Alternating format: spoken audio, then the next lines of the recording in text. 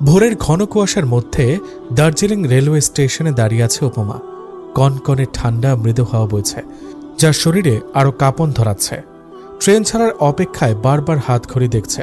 ভোরবেলা হওয়ায় অল্প কিছু দোকান স্টেশনে। উপমা সেখান থেকে এক কাপ গরম গরম চা কিনে ট্রেনে উঠে বসল। একদম জানলার পাশের সিট। উপমা এতে বেশ খুশি হলো। গরম গরম চা খেতে খেতে প্রকৃতি উপভোগ করা যাবে। আস্তে আস্তে ট্রেন ছেড়ে দিচ্ছে, এমন সময় একটা ছেলে দৌড়ে এসে হাঁপাতে হাঁপাতে উপমার সামনের সিটটাতে বসল। উপমা এক নজর তাকালো। ব্ল্যাক হুডি, ব্ল্যাক জ্যাকেট, কাঁধে ব্যাগ, লম্বায় 6 ফুটের মতো হবে, দেখতে যথেষ্ট হ্যান্ডসাম।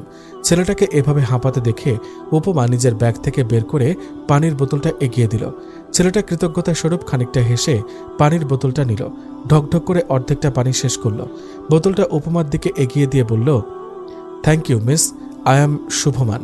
উপমা মুচকি হেসে হাত বাড়িয়ে বলল, ওয়েলকাম, আমি উপমা। আপনার নামটা আপনার মতোই মিষ্টি। উপমা মুচকি হাসল। শুভ বলল, দার্জিলিং কি ঘুরতে এসেছিলেন? অনেকটা তাই, মূলত মামার বাসায় বেড়াতে এসেছিলাম। আপনার বাড়ি কোথায়? শিলিগুড়ি। আপনার? কলকাতা। তবে এখন শিলিগুড়ি যাচ্ছি একটা চাকরির ইন্টারভিউ দিতে। ও আচ্ছা, আপনার ইন্টারভিউর জন্য শুভকামনা রইল। Thank you. ট্রেন দ্রুত বেগে চলতে লাগলো। চারদিকে সাদা কুয়াশার চাদরে ঢাকা। ভেতরের ঠান্ডা বাতাসে উপমার চুলগুলো এলোমেলোভাবে উড়ে এসে উপমার চোখ মুখে আছড়ে পড়ছে, আর সে বারবার এগুলো হাত দিয়ে সরিয়ে প্রকৃতি দেখায় মনোযোগ দিচ্ছে।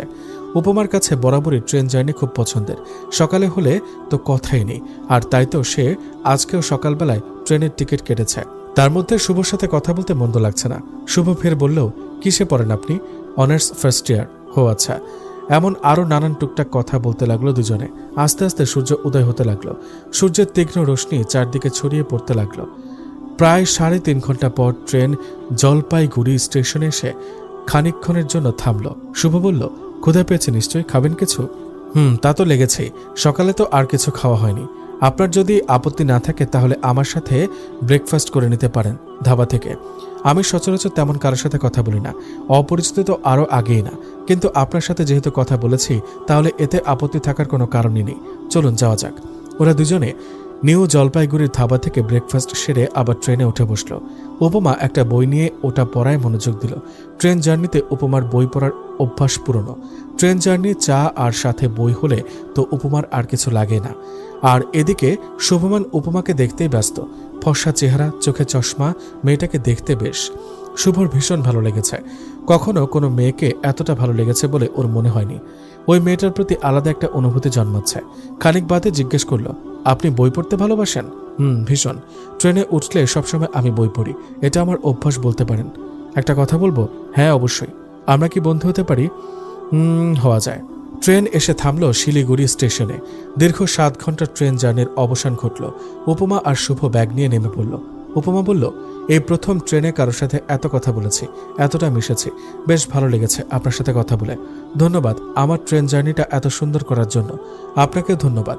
কারোর সাথে আমিও কখনো এভাবে বন্ধুত্ব করিনি। উপমা বলল, এই জার্নিটা খুব মিস করব, আপনাকেও ভীষণ মিস করব। খানিকটা থেমে বলল, আচ্ছা আমাদের কি আবার কখনো দেখা হবে? সৃষ্টিকর্তা চাইলে আবারও দেখা হবে। আসছি, বাই। বলে শুভ হ্যান্ডশেক করার জন্য হাত বাড়িয়ে দিল। উপমা হাত মেলাতেই শুভ উপমার হাতে একটা চিরকুট গুজে দিল। উপমাও বাই বাই বলে দিল। শুভ মুচকে এসে উল্টো ঘুরে হাঁটা শুরু করলো। উপমাও নিজ গন্তব্যে রওনা দিল। কিছুটা এগিয়ে চিরকুটটা খুলল। আমার নাম্বার +976... যদি কখনো ইচ্ছা হয় তাহলে কল দিতে পারেন। উপমা মুচকি হাসল। চিরকুটটা ভাঁজ করে আবারও হাঁটতে লাগলো। বাড়িতে এসে উপমা চিরকুটটা ভাঁজ করে ডায়েরির ভাঁজে রাখল। উপমার মা শিলা বেগম চেঁচিয়ে বলতে লাগলেন, কিরে ফ্রেশ হয়ে তাড়াতাড়ি খেতে আয়, দুপুর তো গড়াতে চললো, কখন খাবার খাবি? এই তো আসছে মা। উপমা ফ্রেশ হয়ে খাওয়া দাওয়া শেষ করলো। উপমার বাবা নেই। বাবা মারা যাওয়ার পর উপমার ভাই আদি ওদের সংসারের হাল ধরেছে। খেয়ে এসে বিছানায় শুতেই ওর চোখে ঘুমেরা এসে ভিড় করল। সন্ধ্যার পর ঘুম থেকে উঠে পড়তে বসল। মামার বাড়িতে ছুটি কাটানোর কারণে এতদিন অনেক পড়া মিস দিয়েছে, আর মিস দেওয়া চলবে না। পড়ার টেবিলে পড়তে বসে ডায়েরি খুলতেই শুভমানের নাম্বারটা চোখে পড়ল। কল দিবে কি দেবে না সে নিয়ে অনেকটা দ্বিধাদ্বন্দ্বে কাটল। শেষে ভাবল একটা কল দেওয়াই যায়। ফোনটা হাতে নিয়ে শুভমানের নাম্বারে ডায়াল করল। 2বার রিং হয়ে কেটে গেল। তৃতীয়বারের কেউ একজন ফোন তুলল। উপমা কিছু বলল না। অপর পাশ থেকে কয়েকবার হ্যালো হ্যালো শোনা গেল। অপর পাশের ব্যক্তি শেষে বিরক্ত হয়ে বলল, কে আপনি? কথা বলবেন না যখন কল দিয়েছেন কেন? যত সব বিরক্তিকর বলে কল কেটে দিতে যাবে এমন সময় উপমা বলল, আপনি কি শুভমান? হ্যাঁ, কে বলুন তো আপনি? আমার নাম্বার কোথায় পেলেন? এত তাড়াতাড়ি ভুলে গেছেন আমার কণ্ঠ? দিনের বেলা তো নিজেই আমাকে নাম্বার দিলেন। ও আপনি? তা কি মনে করে ফোন দিলেন? এমনিতেই কথা বলার জন্য। ইন্টারভিউ কেমন হলো আপনার? ভালো। তো খাওয়া দাওয়া হয়েছে? আপনার? আরও কিছুক্ষণ কথা বলে লাইন কেটে দিয়ে উপমা পড়তে বসলো। পড়া শেষ করে খাবার খেয়ে ঘুমাতে গেল। বেশ কিছুদিন কেটে গেল। এর মধ্যে দুই একবার ফোনে কথা হয়েছে শুভমানের সাথে, কিন্তু নিজে থেকে উপমা বা শুভমান কেউই কখনো দেখা করার কথা বলেনি। বেশ রোদ আজকে বাইরে। উপমা ঘেমে নিয়ে একাকার। ভার্সিটি থেকে বের হওয়ার পর কোনো ট্যাক্সি পাচ্ছে না। সে কখন থেকে ট্যাক্সির জন্য দাঁড়িয়ে গেছে। এক প্রকার বিরক্ত নিয়ে দাঁড়িয়ে উপমা টিস্যু দিয়ে কপালের ঘামটুকু মুছে নিল। বিরক্তিকর দৃষ্টিতে সামনে তাকালেই দেখল অপর পাশ থেকে রোড ক্রস করে শুভমান এই পাশে আসছে। শুভমানকে আসতে দেখে উপমা বলল, আরে আপনি? What a surprise! আপনি কোথায় যাচ্ছিলেন? এই তো ভার্সিটি থেকে বাড়ি ফিরছিলাম। ও আচ্ছা, আপনি তো ঘেমে একদম অবস্থা খারাপ। চলুন একটা রেস্টুরেন্টে বসে কথা বলা যাক। কিন্তু বাড়ি যেতে তো আমার লেট হয়ে যাবে। সমস্যা নেই, চলুন। উপমা আর শুভমান রেস্টুরেন্টে বসে আছে। খানিক নীরবতার পর শুভমান বলল, বলেছিলাম না সৃষ্টিকর্তা যদি চায় আমাদের আবারও দেখা হবে। দেখলেন তো কিভাবে আবার দেখা হয়ে গেল। সবই উপরওয়ালার ইচ্ছা। আপনি কি খাবেন? অর্ডার দিন। কোল্ড কফি আর কোল্ড ড্রিঙ্ক? Cold coffee.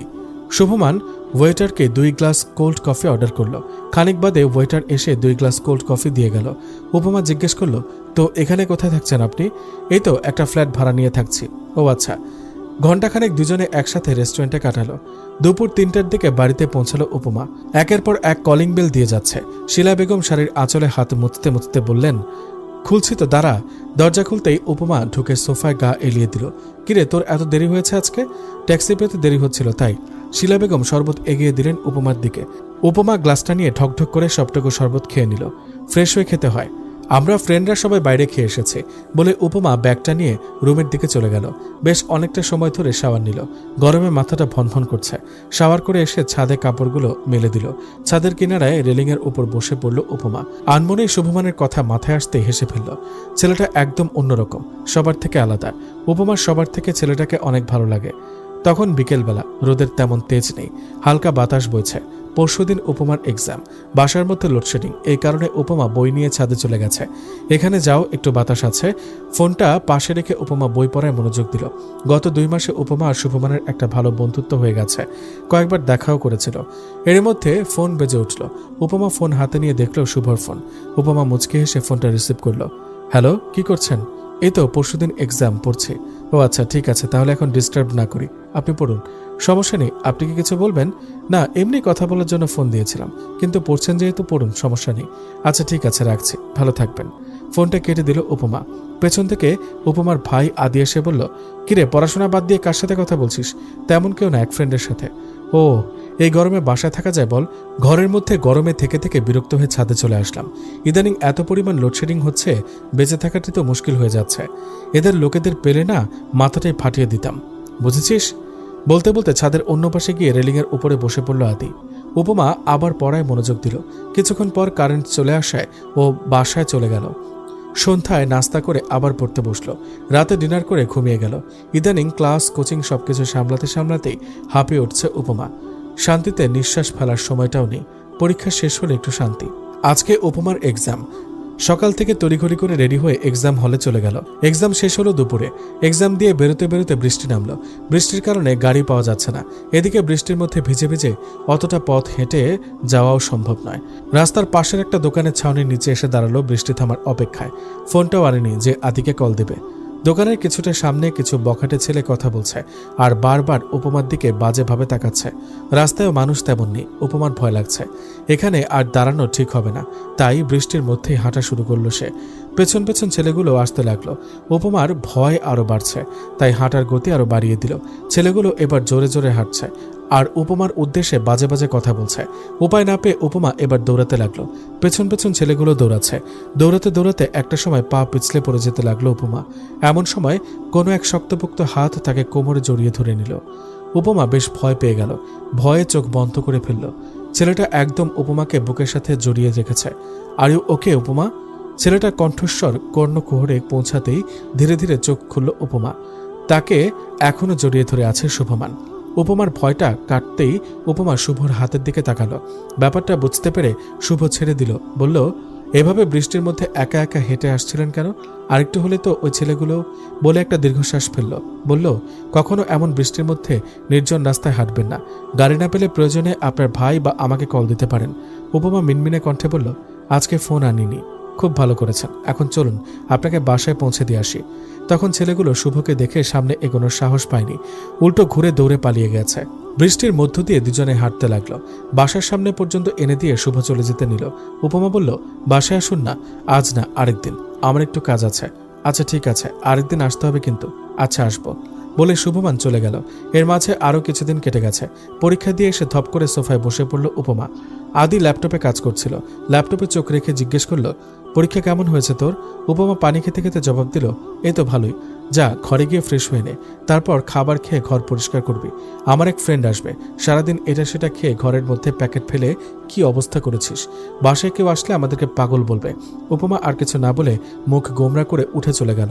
কিছুক্ষণ বাদে এসে খাবার খেয়ে আদির চোখ ফাঁকি দিয়ে আস্তে আস্তে রুমের দিকে পা বাড়াতে নিচ্ছিল। এমন সময় আদির গম্ভীর কণ্ঠে উপমার পা থেমে গেল। চোখ বন্ধ করে জিহ্বায় কামড় দিয়ে দাঁড়িয়ে গেল। ড্রয়িং রুমটা পরিষ্কার করবে কে? আমি। উপমা আদির দিকে ঘুরে দাঁড়ালো, মিনমিনে কণ্ঠে বলল, সেটা করলে তো আমার আর করা লাগে না। আদি বলল, কি বললি তুই? সারাদিন ঘর নোংরা করবি তুই আর পরিষ্কার করবো আমি? শিলা বেগম এসে বলল, এই তোদের দুটোকে নিয়ে আমি আর পারি না। উপমার দিকে তাকিয়ে বলল, আর এই তোকে কতবার বলেছি এভাবে এখানে সেখানে এটা সেটা ফেলবি না, এসব পরিষ্কার কর এখনই। আদির ফ্রেন্ড এসে এই অবস্থা দেখলে কি ভাববে বলতো? উপমা অসহায় ফেস করে ওর মায়ের দিকে তাকালো, যার অর্থ আজকের মতো তুমি পরিষ্কার করে দাও না। আদি বলল, মা তুমি একদমই ওর কথায় গলবে না, যে নোংরা করেছে সেই পরিষ্কার করবে, তুমি চলো আমার সাথে। তারপর উপমার দিকে তাকিয়ে আদেশের স্বরে বলল, 10 মিনিটের মধ্যেই যেন সব ক্লিয়ার হয়ে যায়, একটু যেন নোংরা না থাকে, আমি একটু পরেই আসছি। উপমা বিরক্ত হয়ে ঘর পরিষ্কার করতে লাগলো। সব পরিষ্কার করতে করতে সে ঘেমে গেছে একদম, তাই সে শাওয়ার নিতে চলে গেল। ঘেমে যা তা অবস্থা, শাওয়ার না নিলে শরীর খারাপ হয়ে যাবে। শাওয়ার নিয়ে এসে বারান্দায় কাপড় মেলে দিল। যদিও বিকেল হয়ে যাওয়ায় তেমন রোদ নেই, তবে বাতাস আছে। তারপর ড্রয়িং রুমে এসে টিভি ছেড়ে বসলো। আদিকে বেরোতে দেখে জিজ্ঞেস করলো, কোথায় যাচ্ছ? বললাম না আমার এক ফ্রেন্ড আসবে, ওকে আনতে যাচ্ছি বলে বেরিয়ে আদি শুভকে ফোন দিল। কিরে কই তুই? তুই যে অ্যাড্রেস দিয়েছিস প্রায় চলে এসেছি। শুভ গাড়ি থেকে নেমে আদিকে জড়িয়ে ধরল। আসলে শুভ আর আদি কলেজ ফ্রেন্ড। আদি কলকাতার এক কলেজ থেকে পড়াশোনা করেছে, তাদের মধ্যে খুবই ভালো বন্ধুত্ব। শুভ শিলিগুড়ি থাকে। শোনার পরই আদি বলেছিল বাসায় আসতে, কিন্তু সময়ের অভাবে আসা হয়নি। আসতে কোনো অসুবিধা হয়নি তো? না। আচ্ছা চল। আদি বাসার গেট দিয়ে ঢোকার সময় শুভ খানিকটা অবাক হলো, কারণ এই বাসায় তো উপমারাও থাকে। শুভকে কিছু একটা ভাবতে দেখে আদি জিজ্ঞেস করলো, কিরে কি ভাবছিস? চল। শুভ মাথা নাড়িয়ে বলল, কিছু না, চল। বাসায় ঢুকে শুভ আর উপমা দুজন দুজনকে দেখে অবাকের চরম সীমানায় পৌঁছালো। আদি বলল, ও হচ্ছে আমার ছোট বোন উপমা। শুভ উপমার দিকে তাকিয়ে বলল, আপনি আদির বোন? আমার তো বিশ্বাসই হচ্ছে না। উপমা অবাক হয়ে গেল। শুভমান তাহলে ভাইয়ার বন্ধু? আদি বলল, এই এক সেকেন্ড, তোরা কি দুজনে দুজনকে চিনিস? শুভ বলল, আরে ওই তো সেই মেয়ে যার সাথে আমার ট্রেনে পরিচয়, যার কথা তোকে আমি বলেছিলাম। আদি রেগে গিয়ে শুভর কলার চেপে ধরল। কি বললি তুই? তোর এত বড় সাহস? তুই এতদিন ধরে আমারই বোনকে ভালোবাসার কথা আমাকে বলেছিস? যা এক্ষুনি বেরিয়ে যা এখান থেকে, বেরিয়ে যা বলছি। তোকে কিছুতেই আমি আর সহ্য করতে পারছি না। উপমার তো সব মাথার উপর দিয়ে যাচ্ছে, কিছুই বুঝে উঠতে পারছে না। শুভমান তাহলে ওকে ভালোবাসে, কিন্তু ওকে তো কখনো বলেনি। শুভ আর কিছু না বলে উপমার দিকে একবার তাকিয়ে চলে গেল। এত চিৎকার শুনে শিলা বেগম বেরিয়ে এলেন। কি হয়েছে? এত চেঁচামেচি কিসের? আদি চিৎকার করে বলে উঠল, তোমার মেয়েকে সামলাও। ট্রেনে রাস্তায় যার খুশি তার সাথে কথা বলবে, যার খুশি তার সাথে বন্ধুত্ব করবে, এমন শিক্ষা তো আমরা ওকে দেইনি। উপমার দিকে তাকিয়ে বলল, একটা কথা তোকে বলে রাখি, কখনো শুভর সাথে কোনো যোগাযোগ রাখবি না, আর কোনোদিন কোনো ছেলের সাথে কথা বলবি না, কথাটা যেন মনে থাকে বলে হনহনিয়ে চলে গেল। রুমে গিয়ে দরজা লক করে দিল উপমা। ওর মা পেছন পেছন ডাকতে এসে দেখেন মেয়ে ঘরের দরজা বন্ধ করে দিয়েছে। বেশ কয়েকবার ডাকার পরও উপমা দরজা খুলল না।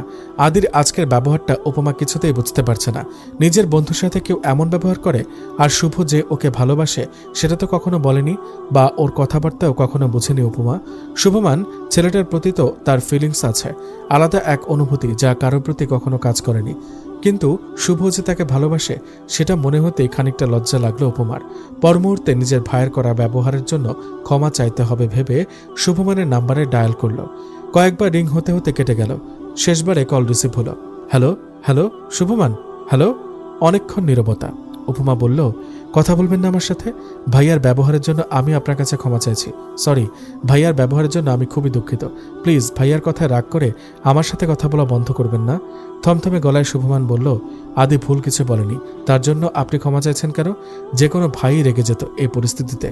আপনি যে আমায় ভালোবাসেন আমাকে তো কখনো বলেননি। ভেবেছিলাম কিছুদিনের মধ্যেই জানাবো। এখানে আসার পর ট্রেন থেকে শুরু করে আপনার সাথে ঘটে যাওয়া সমস্ত ঘটনাই বলেছিলাম আদিকে, শুধু আপনার নামটাই বলা হয়নি। আদি এই ব্যাপারে অনেক সাপোর্ট করেছিল আমায়, কিন্তু ওই যে এভাবে রিয়েক্ট করবে সেটা আমি ভাবতেও পারিনি। ভাইয়া এসব প্রেম ভালোবাসার ব্যাপারে খুবই স্ট্রিক্ট, এসব কখনোই সাপোর্ট করে না। কখনো কোনো ছেলের সাথে বন্ধুত্ব তো দূরে থাক, কথা বলতে অব্দি আমায় দেয়নি।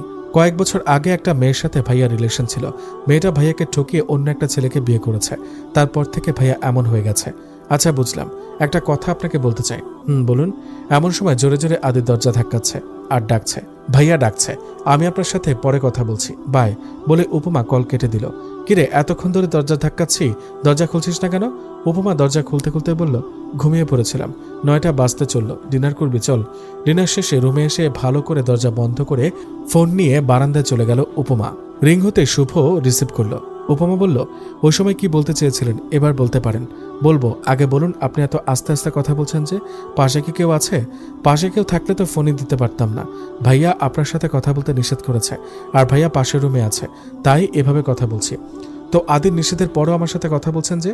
আদি দেখলে তো আপনাকেই বকবে। ভাইয়া দেখবে না, যাই হোক নিষেধ তো করেছে। নিষেধ করলে কি হবে? ভাইয়ার সব কথা শুনতে তো আমি বাধ্য নই, কারণ আমি আপনাকে। বলেই উপমা থেমে গেল। এক নাগারে বলতে বলতে ওর খেয়ালই নেই যে কি বলেছে। শুভ বলল, কি হলো, থেমে গেলেন কেন? আপনি আমাকে কি? উপমা থেমে থেমে বলল, কিছু না। উপমার কথা বলার ধরনে শুভ নিঃশব্দে হাসল। কিছু তো একটা বলতেই নিচ্ছিলেন, কি বলুন তো? বললাম তো কিছু না। আচ্ছা আপনি কি আমাকে ভালোবাসেন? উপমা বেশ কিছুক্ষণ চুপ। শুভ মৃদু হেসে বলল, জানি বাসেন, নয়তো ভাইয়ের নিষেধ সত্ত্বেও লুকিয়ে লুকিয়ে আমায় ফোন করতেন না, আদির হয়ে আমায় সরি বলতেন না। কি ঠিক বলেছি তো? বেশ কিছুক্ষণ চুপ থাকার পর উপমা ছোট্ট করে জবাব দিল, তাহলে তখন কিছু না বললেন কেন? উপমা এবারেও চুপ। কিছুক্ষণ পর বলল, আমি ঘুমাবো, আমার ঘুম পাচ্ছে। শুভ বুঝতে পারল উপমা লজ্জা পাচ্ছে, তাই আর কথা বাড়ালো না। ওকে, গুড নাইট। উপমা কিছু না বলে ফোন কেটে দিল। বেশ কিছুদিন কেটে গেল। শুভমান আর উপমার সম্পর্ক ভালোই চলছে, তবে সেদিনের পর আর দেখা হয়নি। ইনফ্যাক্ট দেখা করার কোনো সুযোগই নেই, কারণ এখন প্রতিদিন আদি উপমাকে ভার্সিটি নিয়ে যায়, আবার নিয়ে আসে। ওদের দেখা করার কোনো সুযোগ নেই। ড্রয়িং রুমে বসে শুভর সাথে মেসেজে কথা বলছিল উপমা। হঠাৎ ওর মায়ের ডাকে ফোনটা সোফায় রেখে চলে যায়। এরই মাঝে আদি ড্রয়িং রুমে এসে বসে। এ সময় উপমার ফোনে মেসেজ টোন বাজে। আদি হাতে নিয়ে দেখে শুভর মেসেজ। সাথে সাথেই আদির মেজাজ তুঙ্গে উঠে গেল। চিৎকার করে উপমাকে ডাকল। উপমা দৌড়ে আসতেই ওর গালে পরপর দুটো চড় মারল। তোকে কতবার বারণ করেছিলাম যে শুভর সাথে কথা বলবি না?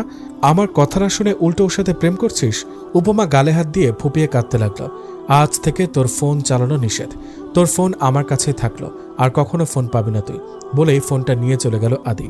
উপমা সোফায় বসে বসে কান্না করতে লাগলো। এবার কি হবে? শুভর সাথে কথা বলবে কি করে? কখনোই কি আর শুভর সাথে কথা হবে না? বেশ কয়েকদিন কেটে গেছে, শুভ উপমার কোনো যোগাযোগ হয়নি এর মধ্যে, আর না দেখা হয়েছে। বেশ কিছুদিন যাবৎ উপমার ভার্সিটি যাওয়া বন্ধ। আদির করা নিষেধ, ও যেন এই বাড়ির বাইরে পা না রাখে। এদিকে শুভ ও উপমার চিন্তায় পাগল হয়ে যাচ্ছে। শুভর কাছে উপমার একজন বান্ধবীর নাম্বার ছিল, কয়েকবার তাকে ফোনও করেছিল উপমার সাথে কথা বলার জন্য, কিন্তু উপমার বান্ধবী থেকে জানতে পারে যে কয়েকদিন ধরেই উপমা ভার্সিটিতে আসছে না। উপমার বিয়ে হয়ে যায়নি তো? এমন নানান রকম চিন্তা এসে ঘিরে ধরেছে শুভকে। সকালবেলা আদি বসে বসে ল্যাপটপে কাজ করছে। উপমা আস্তে আস্তে আদির পাশে এসে বসলো। উপমাকে হাঁসফাঁস করতে দেখে আদি বলল, কিরে কিছু বলবি? উপমা মাথা নাড়ল। বল। ভাইয়া, অনেকদিন তো হয়ে গেল, পড়াশোনা সব বন্ধ, ক্লাসগুলোও মিস হচ্ছে, আজকে ভার্সিটি যাই প্লিজ। আদি ল্যাপটপ বন্ধ করে উঠে দাঁড়ালো। না বলতে উদ্যত হতে শিলা বেগম এসে বললেন, উপমা তো ঠিকই বলেছে রে, অনেকদিন পড়াশোনা সব মিস হচ্ছে, আজকে যাক না। মা, তুমিও বলছো? দরকার হলে তুই সাথে নিয়ে যা, আবার তুই নিয়ে আসিস। আদি কিছুক্ষণ নীরব থেকে গম্ভীর কণ্ঠে বলল, ঠিক আছে, রেডি হয়ে নে। উপমার ঠোঁটে হাসি ফুটে উঠল। অনেকদিন ওর বাইরে যাওয়া হয় না, প্রকৃতির আলো বাতাস থেকে দূরে, মনটাও খারাপ হয়ে আছে। এদিকে প্রায় 15 থেকে 20 দিন হতে চলল শুভমানের সাথেও কোনো যোগাযোগ নেই। এখন আর কিছুই ভালো লাগে না ওর। ফোনটাও নেই যে কোনোভাবে যোগাযোগ করবে। উপমা তাড়াতাড়ি করে রেডি হয়ে নিল। আদি উপমাকে বাইকে করে ভার্সিটির সামনে নামিয়ে দিয়ে বলল, আমি এসে তোকে নিয়ে যাব, ভার্সিটিতে থাকিস। উপমা মাথা নাড়িয়ে ভেতরে চলে গেল। ও ক্লাসে আসতেই ওর বান্ধবী মিনা বলল, কিরে তোরা কোথায় ছিলে এতদিন? তোর কোনো খোঁজখবর নেই, ক্লাসও করছিস না, ফোনও ধরছিস না। এদিকে তোর খবর জানতে শুভমান ভাইয়া কতবার আমায় ফোন দিয়েছে জানিস তুই? ছেলেটা তোর জন্য পাগল হয়ে গেছে, একটুখানি কথা বলার জন্য, একটুখানি দেখা করার জন্য। আর তুই সবকিছু বন্ধ করে বাড়িতে বসে আছিস। উপমা মিনাকে জড়িয়ে ধরে কেঁদে দিল। এতদিনের সমস্ত কথা মিনাকে খুলে বলল। মিনা বলল, দেখিস সবকিছু ঠিক হয়ে যাবে। এর মধ্যে ক্লাসে টিচার চলে আসলো। দুটো ক্লাসের পর অফ পিরিয়ডে মিনা আর উপমা গিয়ে ক্যান্টিনে বসলো। উপমার দিকে ফোন এগিয়ে দিয়ে বলল, কথা বলবি ভাইয়ার সাথে? উপমা কাঁপা কাঁপা হাতে ফোনটা নিল। বলল, আমার তো নাম্বার মনে নেই। আমার ফোনে সেভ করা আছে, কন্ট্যাক্ট লিস্টে গিয়ে দেখ, পাবি। উপমা কন্ট্যাক্ট লিস্ট থেকে শুভর নাম্বার বের করে ডায়াল করলো। দুবার রিং হতে হতে কেটে গেল। উপমা আবারও কল দিতে যাবে এমন সময় শুভ নিজেই কল ব্যাক করলো। রিসিভ হতেই শুভর কণ্ঠ শোনা গেল। হ্যালো মিনা, উপমার কোনো খবর পেয়েছ? শুভ বলল, আমি, বলেই কেঁদে দিল উপমা। উপমার কণ্ঠ কানে পৌঁছতে শুভ বলল, উপমা, উপমা তুমি কেমন আছো? এভাবে কেঁদো না প্লিজ। উপমা তখনও কেঁদে চলেছে। তোমার সাথে আমার কথা আছে, কান্না অফ করো প্লিজ। মিনা উপমার হাত ধরে বলল, এই উপমা কাঁদিস না, কান্না অফ কর প্লিজ। দেখ ভাইয়া তো কিছু বলবে তোকে। উপমার কান্না আস্তে আস্তে বন্ধ হয়ে গেল, তবে এখনো নাক টেনে যাচ্ছে। কোথায় ছিলে এতদিন তুমি? জানো তোমার জন্য আমার কতটা চিন্তা হচ্ছিল। অনেক দিন ভার্সিটি আসছো না, আর তোমার ফোনটাও সুইচড অফ। কি হয়েছে বলো প্লিজ। সেদিন আদির ফোন নিয়ে যাওয়ার পর থেকে সমস্ত ঘটনা উপমা শুভকে বলল। শুভ বলল, চিন্তা করো না, সব ঠিক হয়ে যাবে। দেখো, আচ্ছা তুমি কোথায় এখন? ভার্সিটিতে তো? হ্যাঁ। ওকে, তুমি ওয়েট করো, আমি আসছি। প্রায় 1 ঘন্টা হয়ে গেছে। উপমা আর মিনা ক্যান্টিনে বসে বসে ওয়েট করছে। শুভ এখনো আসেনি। আর কিছুক্ষণের মধ্যে ভার্সিটির ছুটি হয়ে যাবে, তখন তো ভাইয়াও চলে আসবে। আমি শুভর সাথে কথা বলবো কিভাবে? এসব ভাবনার মধ্যেই উপমা তাকিয়ে দেখলো আদি বাইক নিয়ে ভার্সিটির ভেতর ঢুকছে। মিনার হাত ঝাঁকিয়ে বলল, কি হবে আমার বলো তো? শুভ যদি এখন আসে তাহলে তো ভাইয়া ওকে। মিনা উপমাকে আশ্বস্ত করে বলল, কিচ্ছু হবে না। আদি এগিয়ে এসে বলল, ক্লাস শেষ? মিনা উপমার দিকে তাকিয়ে কিছু একটা ইশারা করতে উপমা বলল, না, আরও একটা প্র্যাকটিক্যাল ক্লাস আছে, তারপর বাড়ি যাব। ঠিক আছে, আমি ওয়েট করছি, তুই ক্লাস করে আয়। উপমা মিনার হাত ধরে একটা ক্লাসরুমে গিয়ে বসলো। ভাইয়াকে তো বললাম ক্লাস আছে, এদিকে তো 10 থেকে 15 মিনিট বাদে ভার্সিটি শেষ হয়ে যাবে। ওয়েট, তারা, আমি জিজ্ঞাসা করছি কোথায় আছে ভাইয়া। শুভর নাম্বারে ফোন দিল মিনা। শুভ তাড়াতাড়ি রিসিভ করলো। ভাই আপনি কোথায়? এই তো তোমাদের ভার্সিটির ভেতরে ঢুকছি। তোমরা কোথায়? আদি ভাইয়া ক্যান্টিনের সামনে বাইকে বসে আছে। আপনি লাইব্রেরি ভবনের সামনে দিয়ে এসে মেন ভবনের নিচতলায় চলে আসেন, আমরা ওখানে আছি। ওকে, আমি আসছি। চিন্তা করিস না, ভাইয়া চলে এসেছে। উপমা মিনার হাত ধরে বলল, ভাইয়া যদি শুভকে দেখে ফেলে তাহলে? দেখবে না, কিচ্ছু হবে না, দেখিস। মিনিট 2-এর মধ্যে শুভ এসে 3 তলার বারান্দায় দাঁড়ালো। মিনা বারান্দায় এসে শুভকে দেখে হাত ধরে রুমের মধ্যে নিয়ে যায়। উপমার উদ্দেশ্যে বলল, তোরা কথা বল, আমি দেখি কেউ আসছে কিনা। বলে দরজাটা হালকা করে লাগিয়ে বারান্দায় এসে দাঁড়ালো। উপমা দৌড়ে গিয়ে শুভকে জাপটে ধরে কেঁদে দেয়। শুভ উপমাকে এক হাতে জড়িয়ে নিয়ে বলে, কেঁদো না, আমি এসেছি তো, দেখবে সব ঠিক হয়ে যাবে। উপমা কাঁদতে কাঁদতে বলছে, ভাইয়া তো আমাকে বাড়ি থেকে বেরো হতে দেয় না, ফোনটাও নিয়ে গেছে যে, তোমার সাথে কথাও বলতে পারছি না, তোমার সাথে কথা বলা ছাড়া তো আমি থাকতে পারছি না। উপমা শুভর বুকে মুখ গুজে কেঁদে চলেছে। এর মধ্যে দরজায় নক করলো মিনা। তাড়াতাড়ি কথা শেষ কর, ভার্সিটিতে ছুটি। আদি ভাই এই বিল্ডিং এর দিকে এগিয়ে আসছে। আদির কথা শুনে উপমা মুখ তুলে শুভর দিকে তাকালো। শুভ প্যাকেট থেকে একটা ফোন বের করে বলল, এ নাও, এটা তোমার কাছে রাখো। উপমা অবাক হয়ে তাকিয়ে রইল। কি হলো, তাকিয়ে আছো কেন? এটা তোমার জন্য, আদি আবার এসে পড়বে, ধরো এটা। উপমা ফোনটা নিল। এটাতে আমার নাম্বার সেভ করা আছে আর একটা সিম আছে। ওই সময় এটা কিনতে যাওয়াতেই একটু দেরি হয়েছিল। উপমা আবারও শুভকে জড়িয়ে ধরল। মিনা দরজায় নক করে বলল, ভাইয়া তো সিঁড়ি দিয়ে উঠছে, তাড়াতাড়ি আয়। উপমা শুভকে ছেড়ে দিয়ে দাঁড়ালো। ফোনটা ব্যাগে ঢুকিয়ে নাও বলে উপমার কপালে একটা চুমু খেলো। আসছি আমি, সাবধানে থেকো আর নিজের খেয়াল রেখো। কি করে যাবে ভাইয়ার সামনে দিয়ে? পেছনে ক্লাসের বারান্দা দিয়ে নেমে যাব। আমার জন্য চিন্তা করো না, কিন্তু এভাবে যেতে হবে, উপায় নেই। বলে শুভ বেরিয়ে যেতে নিল। কি মনে করে আবার পেছনে ফিরে তাকালো। উপমা ছলছল চোখে তাকিয়ে বলল, আমাদের আবারও দেখা হবে তো শুভমান? অবশ্যই হবে। বলে শুভ পেছনে দরজা দিয়ে বেরিয়ে গেল। উপমা ক্লাসরুম থেকে বেরিয়ে আসতে আদি এসে দাঁড়ালো। কিরে, তোরা দুজনে কি করছিস? সবাই তো বেরিয়ে গেছে। উপমা কিছু বলার আগে মিনা বলল, আসলে ভাইয়া উপমা তো এতদিন আসেনি, তাই ও আমার থেকে নোটস লিখে নিচ্ছিল। আদি উপমার দিকে তাকিয়ে বলল, সবকিছু লেখা হয়েছে? হ্যাঁ, ওকে, বাড়ি চলে এবার। বাড়িতে এসে উপমা সাবান নিয়ে লাঞ্চ করে রুমে এলো। রুমে এসে দরজাটা ভালো করে লক করে টেবিল থেকে ব্যাগটা নিয়ে এসে খাটের উপর বসলো। ব্যাগ থেকে ফোনটা বের করে অন করলো। কন্ট্যাক্ট লিস্টে গিয়ে দেখলো শুভমান নাম দিয়ে একটা নাম্বার সেভ করা। উপমা নাম্বারটাতে ডায়াল করলো। কয়েকবার রিং হয়ে কেটে গেল। মিনিট 5 বাদে উপমা আবার রিং দিল। এবারও বিজি দেখাচ্ছে। উপমা মনটা খারাপ করে ফোনটা পাশে রেখে শুয়ে পড়লো। নিজে নিজে বলতে লাগলো, মোবাইল দিয়ে সিম দিয়ে এখন আর ফোন রিসিভ করছে না। ঠিক আছে, আমিও আর ফোন দিব না। এসব ভেবে মন খারাপ করে শুয়ে থাকতে থাকতে উপমার চোখে ঘুম চলে আসলো। কিছুক্ষণ পর কল বেজে ওঠায় উপমার ঘুম ভেঙে গেল। বিরক্ত হয়ে চোখ বন্ধ করে ফোন রিসিভ করলো, কিন্তু ওপাশের ব্যক্তির কণ্ঠ শুনেই উপমার মুহূর্তে ঘুম উড়ে গেল। সাথে বেশ রাগও হলো। সরি উপমা, আই এম এক্সট্রিমলি সরি। তখন অফিসের কাজের জন্য ফোন রিসিভ করতে পারিনি।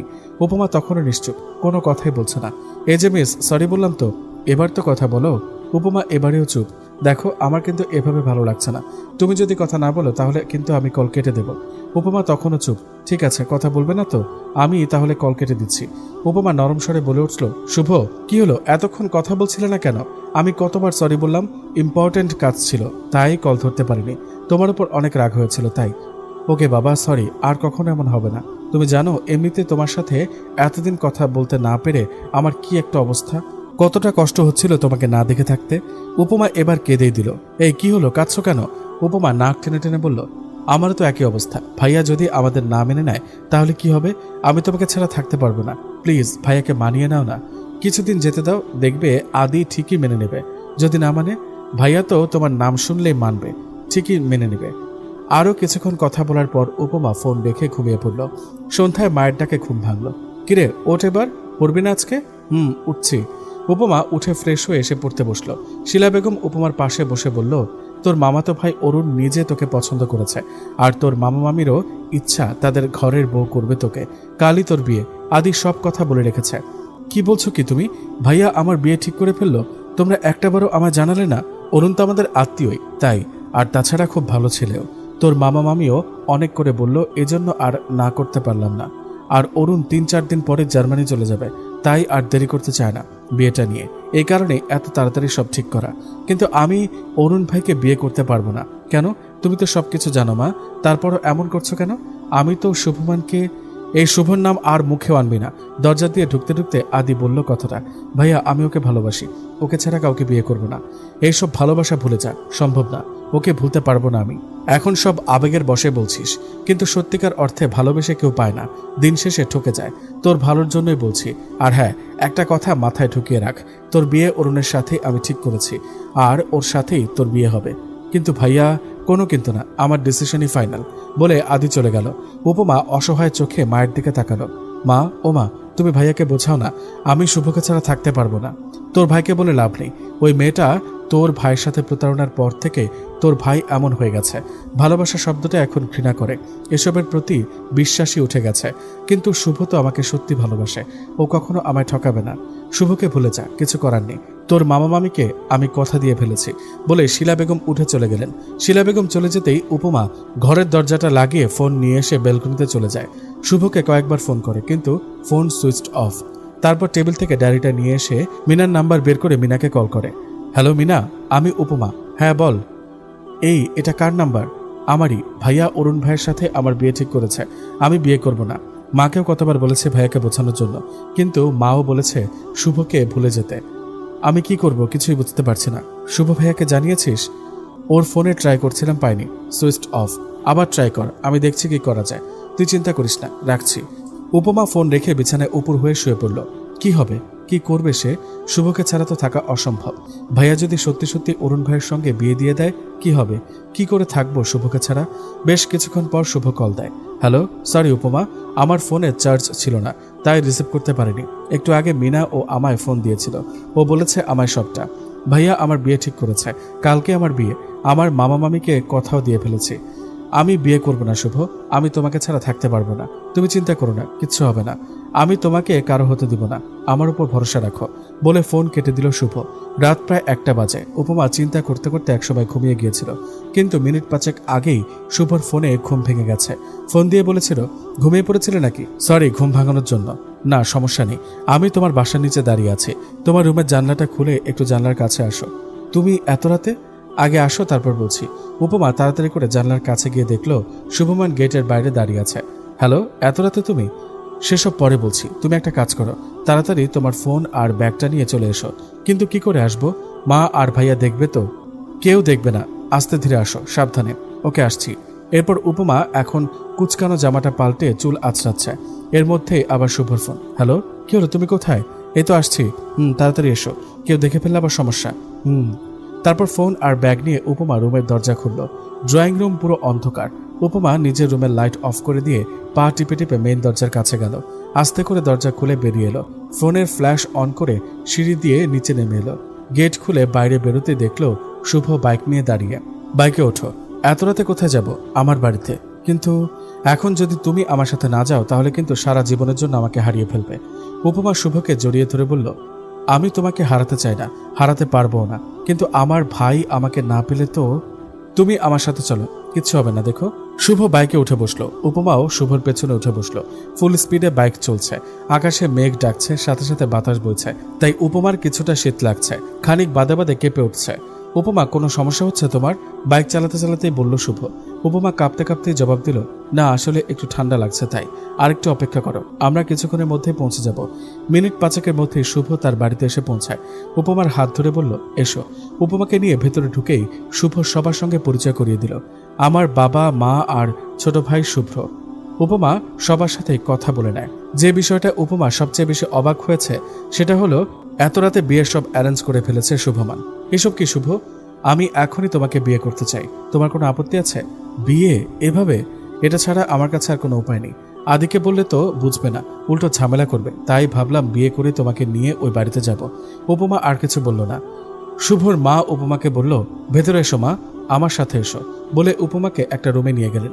উপমাকে একটা গোলাপি কালারের শাড়ি পরিয়ে আর হালকা কিছু গহনা পরিয়ে নিয়ে এসে শুভর পাশে বসিয়ে দিলেন। এরই মধ্যে শুভ ও শার্ট চেঞ্জ করে পাঞ্জাবি পরেছে। উপমার খানিকটা লজ্জা লাগছে। এখানকার সব মানুষজন, পরিবেশ সবই নতুন। আপাতত আজকে দুজনের রেজিস্ট্রি ম্যারেজ হবে। রেজিস্ট্রির পেপারে শুভ প্রথমে সাইন করলো। শুভর মা বলল, তোরা বস, আমি সবার জন্য মিষ্টি নিয়ে আসছি। বেশ কিছুক্ষণ বাদেই শুভর মা কিছু নাস্তা আর মিষ্টি নিয়ে এলেন। উনি নিজের হাতেই উপমা আর শুভকে মিষ্টি খাইয়ে দিলেন। তারপর শুভকে বললেন, রাত তো প্রায় 3টা বাজে, ওকে নিয়ে ঘরে যা, সকাল হলে ও বাড়িতে যাস। আচ্ছা। শুভ উপমার হাত ধরে বলল, চলো। শুভ উপমাকে নিয়ে ঘরে গেল। ঘরে ঢুকেই ও অবাক হয়ে গেল। পুরো ঘরটা ফুল আর মোমবাতি দিয়ে সাজানো। পাশে তাকিয়ে দেখলো শুভ্র দাঁড়িয়ে মুচকে হাসছে। শুভমান শুভ্রর দিকে তাকিয়ে বলল, এইটুকু সময়ের মধ্যে এত কিছু কখন করলি? যখন তুই ডিসিশন নিয়েছিলি যে আজকে বিয়ে করবি তখনই। শুভ বলল, থ্যাঙ্কস ব্রাদার, বাট এখন আমাকে আর তোর ভাবিকে একটু একা ছাড়, রেস্ট নিব। ওকে, রেস্ট নাও, আমিও একটু ঘুমাই, কম ধকল তো আর যায়নি, বলে শুভ্র চলে গেল। শুভ দরজা লাগিয়ে সে বিছানায় শুয়ে পড়ল। উপমা তখনও দাঁড়িয়ে আছে। শুভ উপমার দিকে তাকিয়ে বলল, কি হলো, দাঁড়িয়ে আছো কেন এখনো? উপমা এসে খাটের একপাশে বসলো। শুভর দিকে তাকিয়ে বলল, আমার না খুব ভয় করছে ভাইয়া, আর মা যদি জানতে পারে তাহলে কি হবে? আমি তোমাকে নিয়ে কালকে ওই বাড়িতে যাব। হ্যাঁ, আদি আর আন্টি রাগ করবে ঠিকই, কিন্তু মেনে নেবে। দেখো, এখন যদি তোমাকে বিয়ে না করতাম তাহলে সারা জীবনের মতো হারিয়ে ফেলতাম। যা হয় ভালোর জন্যই হয়। এখন এইসব চিন্তা বাদ দিয়ে এসো, ঘুমিয়ে পড়ো। উপমা এসে বিছানায় শুভর পাশে শুয়ে পড়ল। বিছানার পাশে জানলা খোলা।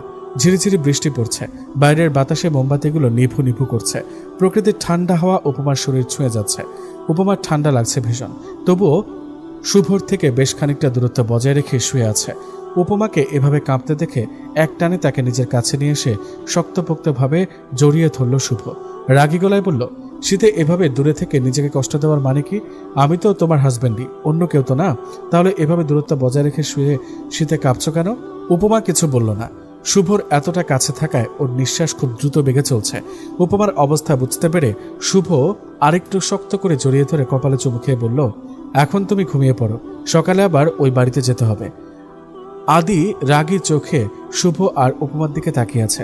পেছন থেকে শিলা বেগম বারবার আদিকে বোঝানোর চেষ্টা করছে, কিন্তু আদি কোনো কথা শুনতে নারাজ। ওর একটাই কথা, উপমা যেন এই বাড়িতে আর পা না রাখে।